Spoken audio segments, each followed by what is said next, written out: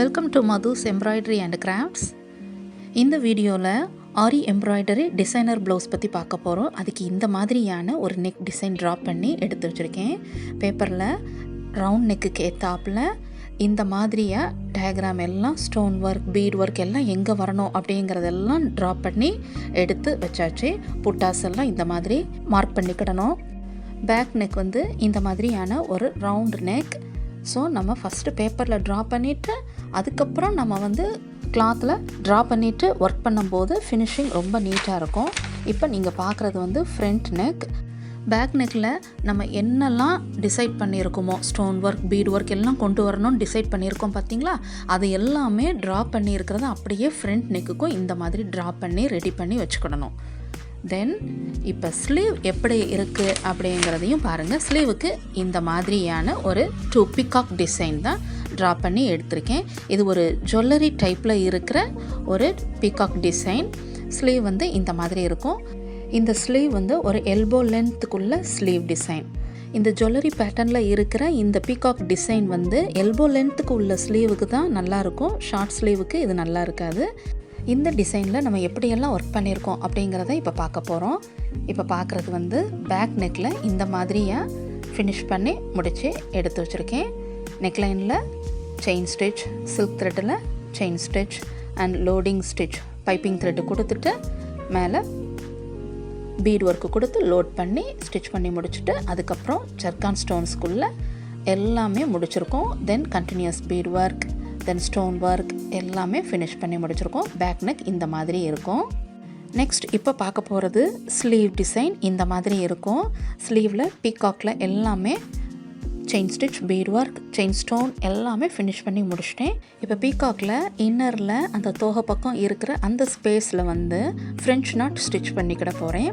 So நான் எடுத்துருக்கிற silk thread வந்து நல்ல ஒரு டார்க் ராணி பிங்க் கலரில் உள்ள ஒரு silk thread.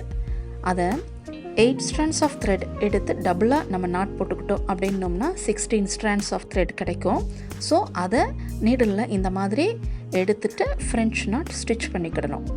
French knot stitch பண்ணுறது நான் நிறையா டியூட்டோரியல்ஸ் உங்களுக்கு சொல்லிக் கொடுத்துருக்கேன். ரொம்ப ஈஸியான ஸ்டிச், எல்லாருக்குமே ரொம்ப பிடிச்சமான ஸ்டிச்சும் கூட. இதை இந்த மாதிரியான ஒரு ஸ்பேஸ்லலாம் நம்ம என்ன செஞ்சுக்கிடலாம், ஸ்டிச் பண்ணிக்கிடலாம், ஃபில் பண்ணிக்கிடும். சீக்கிரமாக என்ன செஞ்சுக்கிடும், அது ஒரு நாட்ஸ் நம்ம போடும்போது அந்த ஸ்பேஸ்லலாம் ஃப்ரெஞ்ச் நாட் ஸ்டிச் பண்ணிக்கிட்டால் பியூட்டிஃபுல்லாக இருக்கும். ஃப்ரெஞ்ச் நாட் எதுக்காக நான் இந்த கலரில் எடுத்திருக்கேன் அப்படின்னா, சாரீ வந்து இந்த மாதிரியான ஒரு நல்ல ஒரு டார்க் ராணி பிங்க் கலரில் இருந்துச்சு. ஸோ நான் சில்க் த்ரெட்டை அந்த கலர்லேயே எடுத்துகிட்டு இந்த மாதிரி ஃப்ரெஞ்ச் நாட் ஸ்டிச் பண்ணிவிட்டு இந்த ஸ்டோனை சுற்றியும் பாருங்கள் செயின் ஸ்டிச் எல்லாமே இந்த சில்க் த்ரெட்லேயே ஸ்டிச் பண்ணி முடிச்சிட்டேன். இந்த ஃப்ரெஞ்ச் நாட் வந்து நீங்கள் நல்லா எம்போஸ்டாக காமிக்கணும் அப்படின்னு நினச்சிங்கன்னா 2 times 3 times இந்த மாதிரி நீடில் சுற்றிட்டு நம்ம இந்த மாதிரி ஸ்டிச் பண்ணிக்கிடலாம். மைல்டாக வேணும் அப்படின்னா 1 time மட்டும் நம்ம என்ன செஞ்சுக்கலாம், நீடில் சுற்றிட்டு ஃப்ரெஞ்ச் நாட் ஸ்டிச் பண்ணிக்கிடலாம். ரெண்டுமே அழகாக இருக்கும். இப்போ இதில் நல்லா நான் எம்போஸ்டாக வேணுங்கிறனால நான் 2 times போல் நீடில் சுற்றிட்டு ஃப்ரெஞ்ச் நாட் ஸ்டிச் பண்ணிட்டேன். நெக்ஸ்ட் அந்த பீகாக்கோடைய ஹெட் அண்ட் நெக் அதில் நம்ம எப்படி ஸ்டிச் பண்ணிக்கணும் அப்படின்னோம்னா த சேம் ராணி பிங்க் கலர்லேயே சாட்டின் ஸ்டிச் பண்ணிக்கிறேன். ஹேண்ட் எம்ப்ராய்டரி ஸ்டிச்சஸ் யூஸ் பண்ணி இந்த சாட்டின் ஸ்டிச் இந்த மாதிரி ஸ்டிச் பண்ணிக்கிட்டால் போதும். அதுவும் எடுக்கிறது வந்து நம்ம என்ன பண்ணிக்கலாம், 8 strands ஆஃப் த்ரெட் எடுத்துகிட்டு அதை டபுளாக போடும்போது 16 strands ஆஃப் த்ரெட் கிடைக்கும்ல, அதை அப்படியே நம்ம எடுத்துகிட்டு சாட்டின் ஸ்டிச் இந்த மாதிரி ஸ்டிச் பண்ணிக்கிட்டோம் அப்படின்னோம்னா அதில் வந்து நம்ம அந்த சாட்டின் ஸ்டிச் பண்ணுறது நல்ல ஒரு எம்போஸ்டு ஃபினிஷிங் நமக்கு கிடைக்கும். இன்னரில் பைப்பிங் எதுவுமே வைக்க வேண்டாம். ஜஸ்ட் த்ரெட்டை மட்டும் திக்காக எடுத்துட்டோம் அப்படின்னோம்னா ஒரு எம்போஸ்டு ஃபினிஷிங், நல்லா நீட் ஃபினிஷிங் லுக்கில் இருக்கும். ஸோ இந்த மாதிரி சாட்டின் ஸ்டிச் அந்த ஹெட், நெக் இதிலெல்லாம் இந்த 2 பீகாக்லேயும் இந்த மாதிரி ஃபினிஷ் பண்ணி முடிச்சுக்கிடணும். நெக்ஸ்ட் இப்போ ஸ்டிச் பண்ணுறது வந்து ஒரு ஹேங்கிங் மாதிரி ஒரு எஃபெக்டில் ஸ்டிச் பண்ணக்கூடிய ஒரு பீட் ஒர்க் தான் ஸ்டிச் பண்ணுறோம். ஸோ நான் வந்து ப்ளவுஸோடைய கலர் வந்து ப்ளூ கலரில் இருக்கிறனால ப்ளூ கலரில் இருக்கிற நார்மல் மிஷின் த்ரெட் அதை நீடில் டபுள் த்ரெட்டாக எடுத்துகிட்டு நாட் போட்டுக்கிட்டோம்னா நமக்கு 4 த்ரெட் கிடைக்கும் பார்த்தீங்களா. அதை எடுத்துகிட்டு இந்த மாதிரி பீட்ஸ், சுகர் பீட்ஸ் வந்து 3 எடுத்துகிட்டு அண்ட் ஒரு 4 mm சைஸில் உள்ள ஒரு டல் கோல்டு பீட்ஸ் இன்சர்ட் பண்ணிவிட்டு இந்த மாதிரி ஸ்டிச் பண்ணிக்கிட்டால் போதும். இந்த ஸ்பேஸில் வந்து இந்த மாதிரி பீட் ஒர்க் எல்லாமே நம்ம ஸ்டிச் பண்ணி முடிச்சுக்கிடணும். இந்த மாதிரி தென் அந்த ஜர்கான் ஸ்டோன்ஸ் எல்லாம் நம்ம என்ன செய்ய போகிறோம், ஃபிக்ஸ் பண்ணிக்கிட போகிறோம்.